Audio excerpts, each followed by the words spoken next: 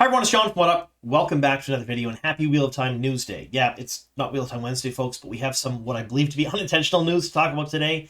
And let's face it, unintentional news is just as good as intentional news. In fact, it's a good surprise, I think. We now know the actor who's going to be playing Couladin in Season 3. We're going to talk a bit about that in today's video. We'll talk about who the actor is, who Couladin is in sort of a spoiler-free version, and then later on in the video, we're going to dive into Couladin's role in the books and the reverberations from that in a spoiler fashion, but that's at the end of the video, so don't worry about that. So if you're new to the channel, if you love the Wheel of Time, if you are excited about the March 13th release of Season 3, or if you don't really particularly care for the show, but you are still keeping abreast of the news, consider making us your home for Wheel of Time news. Subscribe to the channel, like the video, tell a bunch of your friends. All the things that YouTubers normally beg you to do, I'm asking you to do as well, because we're very close to 25K, which is a goal of mine that I want to hit before Season 3. So there's that. All right, so we have some news that I believe is not intentional, and that is this. Set Strand is going to be playing Couladin in Season 3. Now, I do apologize, so I said your name wrong, Set. For those of you who watched the channel for quite some time, you know that I'm terrible at pronouncing everything, including Wheel of Time names, and it just slips my mind and how to do things a lot. So there is that. I do apologize for getting it wrong. Now, this was updated on IMDb yesterday. That's why I think it was completely unintentional. So I've known about Couladin's role and the actors playing Couladin for quite some time. And people have been asking me about it, but the only thing I would say is that people are going to be pleasantly surprised and very happy with who's playing Couladin. And I stand by that. We'll talk about why in a second. But I didn't reveal the role because the source that told me the role also told me that he's likely getting a big release from Amazon. Now, if I'm told something like that, if I'm told that this piece of news is going to come out as a release from Amazon, I usually don't run that on the channel. Because if an actor is getting a big reveal, that's way more beneficial to their careers and to their livelihood than, say, a little reveal on a small YouTube channel, if that makes any sense at all. So I held it close to the vest, and then it just got updated on IMDb. So that's why I think this was not totally intentional. I think it was sort of a mistake, but it's still up there right now. I don't know how long it'll be there. It may not get changed because it's out there. People have seen it. So anyway, this is Set right here. And he's been acting since 2013, and he's been in a couple things you may have recognized. The first one is Treadstone, which is sort of a Bourne Legacy, Bourne Ultimatum, Bourne show spinoff that ran on Prime for a season. It was not super well received, and it didn't do very, very well. I liked it, but not everyone did. And he was also in a little show called Vikings. Now this is where Set, I think, is going to be most compared to when it comes to Couladin, because if you go to his IMDb and you look at his show reel, you watch the show reel, it's from Vikings, and I can't show it here because it's got nudity and whatnot in it, but he oozes Couladin just from that role. So if you go and you take a look at that role, he's going to be playing an excellent Couladin as far as I'm concerned. He's got that down. Now, at this point, if you haven't read the books, you're probably asking yourself, well, who is Couladin, John? Well, Couladin is a really important factor in the books. He's an antagonist that appears for a couple of books that is in direct conflict to Rand and Mat. And what he does causes reverberations for the entire book series for quite some time. He is an Aiel. He is a Couladin, which is a Black Eyes, which is one of the warrior societies of the Aiel. I will do a video on all the warrior societies in Aiel before Season 3 because it's something people have been asking about. But essentially, their role in the Aiel society is to either act as questioners, they question prisoners, or they operate in low to no light at all. So they're experts in fighting in twilight or no light. They're as close to ninjas as the Aiel get, I guess is the best way to put it. They're not really ninjas, but I mean, yeah, they're ninjas. We'll call them ninjas. But that's what they are. So that's who he is. And he is there at Rhuidean whenever Rand and Mat and Moiraine and Lan and Egwene show up. And then he is very important to the story for all of the Shadow Rising and the Fires of Heaven. So there's that. I won't get into much more without getting into spoilers. But there is that. So before we jump into spoilers, folks, I do want to say this. I want to thank all of you for subscribing to the channel. I want to thank all of you for watching these videos. I'm going to do a little pandering here to you folks right now. We got about 1,000 subscribers in the last month. A lot of new faces, a lot of new names. Thank you all very much for being here with me on this journey. I, for one, just like talking about the Wheel of Time. And I did this when I had no subscribers and no views. And I will continue to do this until there's nothing else to talk about because it's fun for me. And I enjoy what I'm doing. And I'm happy that a lot of you out there also enjoy what I do as well. So thank you very much for that. I appreciate it. So that being said, we're going to jump into spoiler territory right now. we are going to jump into spoilers up to book 5. So it's the Fires of Heaven. So if you haven't read books 1 through 5 of the Wheel of Time series by Robert Jordan, be forewarned. Going to ruin plot points, character arcs, things of that nature from the books up to book 5. I know a lot of you haven't read the books that are watching the show and rely on these expanding bits of knowledge, and you don't care about spoilers. Some people do, though. That's why I put that hand up there. I get asked that last video. Somebody sent me a DM saying, why do you care about spoilers? The book's been out forever. Some people haven't read them. Some people don't want to be spoiled but still want to hear the news. That's why it's there. All right, so Couladin in the book series is super important. Again, we're now spoilers, folks. If you haven't read up to book 5 and you don't like spoilers, maybe go watch one of my other videos. Couladin is pretty important in the book series because he causes a conflict within the Aiel that reverberates throughout the entire book series, essentially. Like it's a big thing. But the character himself essentially is at Rhuidean, like I said earlier, when the Emond's Fielders and Moraine Land show up, and his brother Rhuidean has been called to Rhuidean to become a clan chief. Essentially, what happens within the Aiel society is if someone was to come to a wise one, they have to go into Rhuidean twice. They go through the glass columns, and then they have to go through the rings. The glass columns are something that lets you walk through them, and it steps you back through your past ancestors' lives. So you get to see the world through your ancestors' lives and gives you an idea of the history of your people and your ancestors. And then the rings for the wise ones show them the future. They show them all possible futures, and they jumble all together so they get a sense of things they should or have to do within their lives. So one is past, one is present. The clan chiefs, the men who go into Rhuidean, only go through the glass columns. They don't see the future, they only see the past. And this is real important because not everybody who enters Rhuidean lives. A lot of people enter Rhuidean, they walk through these glass columns, and they never make it out alive. Because what they see is such a huge shock to them. The culture shock, or the ontological shock to them is so big, it's so foreign to their normal way of life, their normal thinking, that they die. They just don't make it out alive at all. In Rhuidean, Couladin's brother is one of those. So if we take a look here from the shot from the trailer, you see Rand. He's walking into those glass columns, and you see a shadow ahead of him. That shadow, we believe, is Rhuidean, Couladin's brother. So he was called there to become a clan chief. He has to go into Rhuidean. He has to walk through these columns. If he makes it through the columns alive, he gets marked. And this is the marking right here. It's the dragon around his forearm. And that marks him as clan chief, knowing they know the true history of the Aiel. So as they're walking through these columns here, essentially what the Aiel see and what Rand sees is the fact that the Aiel were not always the Aiel. In the books and in the show, the Aiel are a warrior society.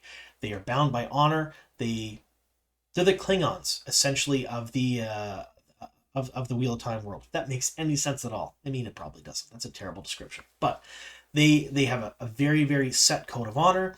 They are known as fighters.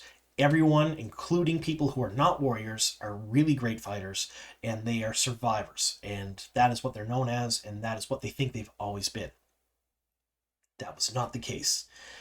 They know, in some general sense, that they were sent to the Threefold Land, which is the Aiel Waste, which is just barren desert and rocks and just a terrible, inhospitable place, for some sort of sin. They did something wrong, and they went there, and it's to mold them and shape them to become better. What they don't know is when they walk back through these columns, they see through their ancestors' eyes that original sin that they did, that thing they did that was bad, was doing violence. So originally, the Aiel were the Gen Aiel. They were the real Aiel. They were servants of the Aes Sedai in the Age of Legends. They followed the way of the leaf, much like the Tinkers do. Do no violence, do no harm, turn the other cheek, all that jazz. And they couldn't pick up a weapon, they couldn't do anything, they couldn't fight for themselves or anyone else, but they were incredibly brave. They did all kinds of great deeds and great tasks, and a lot of them died trying to protect other people from the men who were going mad with the power. In one case, they linked arms in a circle around a more prominent male Aes Sedai in the Age of Legends as he was going insane, laying waste to everything around him, and they just sang, trying to remind him of who he was, while everyone around fled, and they were killed to a man. So the Aiel were very brave always, but in a different way than they are right now. And because it's so different to the way they are right now, they don't always make it out alive. So we see Muradin there, who we believe is Muradin, ahead of Rand, and as he walks through those glass columns, he sees these things, and he can't accept it, and he does not make it out alive. So when Rand comes out, Rand's marked with one of these dragons. Well, actually, Rand is marked with 2 of these dragons. Clan chiefs get a dragon on 1 arm. The Car'a'carn, the chief of chiefs, gets 2 dragons. So when Rand comes out marked, but Muradin does not come out, Couladin just flips out. He throws a tantrum, chucks a spear at Rand. He is like super mad, and he wants to kill the soft wetlander that made it out of Rhuidean alive. And his brother didn't. He actually blames Rand for his brother's death and says that he probably killed him while he was in there, which it's kind of a weird thing to say when you consider the wetlander super soft that he's going to kill this great Aiel warrior. I digress. It did. Logic is not Couladin's strong point. If Gowan is all emotion, Couladin is all emotion on steroids. Like, he's just way out there. So after Rand comes out of Rhuidean and Couladin gets refused entry, he asks to go in to become a clan chief. And Lian, who is Ruark's wife, Rhuark is another clan chief that's there, arguably the biggest chief that you're going to see in the show, probably, refuses him entry. He flips out, grabs all the Shaido, Aiel, his whole clan, and they leave. What people don't know is that they're marching to Alcardal, which is the Golden Bowl, which is sort of a meeting place for all of the chiefs and wise ones, where they go and they dispense information to all the Aiel. It's a thing that happens very rarely, but it does happen. They don't know why he's going there. But Rand is marked with 2 dragons. Rand is the Car'a'carn. And Rand also has to go to Alcardal to announce to all the Aiel that he is the Car'a'carn. So they go there too. And when they go there, Couladin's already there. Couladin arrives with the dawn. He does that on purpose, because the Car'a'carn, or he who comes with the dawn, is supposedly the chief of chiefs of the Aiel. Couladin gets down into the bowl, and he thrusts both arms in the air with dragons on them and says he's Car'a'carn. He is the chief of chiefs, and he's going to lead the Aiel to glory. And then everyone just kind of explodes. They're all cheering, and they're all happy. And so then the chiefs there ask him what he saw in Rhuidean, and he says he will not talk about it. It is holy. He is holy. What is in Rhuidean should never be talked about. And they offer to go aside quietly and have him explain to them. And he goes, no, not talking about it with nobody, not saying a thing. And so the Rand comes out and shows both his dragons. And Rand has no preconceived notions of what to say or not to say, so he gives them the entire history of the Aiel, all the way from the Age of Legends forward, how they followed the way of the leaf, how his ancestors picked up spears, which were not swords, because spears could also be a tool, and they used that as weapons, and that kind of got them exiled from the real Aiel, who eventually turned into Tinkers. And the Aiel there don't like it. You understand, a lot of people die going through the glass columns, and he told all the Aiel. So they want to believe Couladin, they don't want to believe Rand. The chiefs all side with Rand. Couladin flips out, grabs all the Shaido, they leave. And they start marching on Cairhien. So they're leaving the Threefold Land with about 160,000 spears, and they're taking Wetlander's Gaishan, which is not a thing. So Gaishan is sort of, if you lose a lot of honor or face in combat, you can pledge yourself to someone else for a year and a day to be able to do no violence, be meek, serve them in any way possible to sort of get some of your honor back. Only people who follow Ji'ito, the way of honor of the Aiel, can be made Gaishan. They don't believe that. They're just taking, basically they're taking slaves, Wetlanders as slaves. They're also taking far more than the 5th. So the 5th is sort of a battle tax.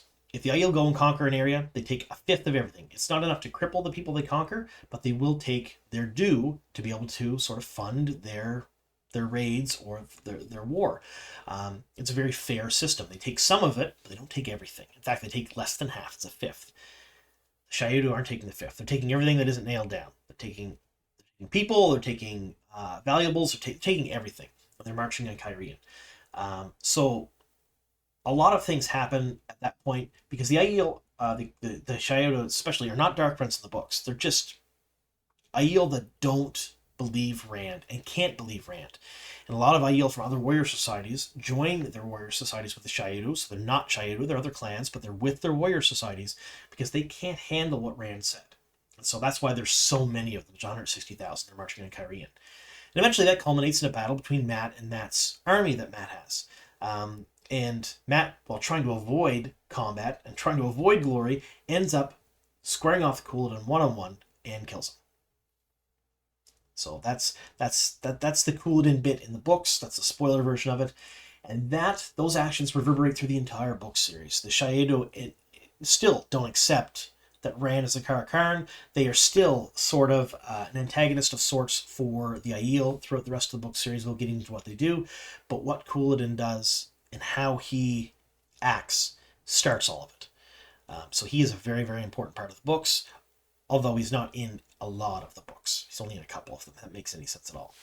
So when we get back to Set here, I think Set's going to play this character very well. And I'm pretty excited to see how he does it on screen. Anyway, so Muradin had Rand in the trailer, so we know we're likely getting this story. We've seen the dragon on Rand, or actually that's Rurik's forearm, because we've already analyzed it in my other video, the trailer video, and that's Rurik's clothing. But that's what the dragons look like. And it's one of those things. These dragons, there's supposedly no way to duplicate them at all. They're not tattoos. Tattoos do exist in Randland, like I said in the trailer breakdown video, but these aren't tattoos. But they are able to be made with the one power. In the book series, Asmodean, which is a Forsaken who is in disguise as a gleeman with the traveling merchants in the Waste, gives Couladin these. Yes, he's Forsaken. Yes, he's a Dark Friend. Couladin is not a Dark Friend, though. If that makes any sense. So these can be made with one power. So anyway, let me know what you folks think of the video. Let me know how and what you think of Set as Couladin. Make sure you watch the show reel of his first before you comment on that, because, man, he's going to be so good. I'm so excited. Anyway, thank you so very much for sticking with us here to the very end. Here's to many more.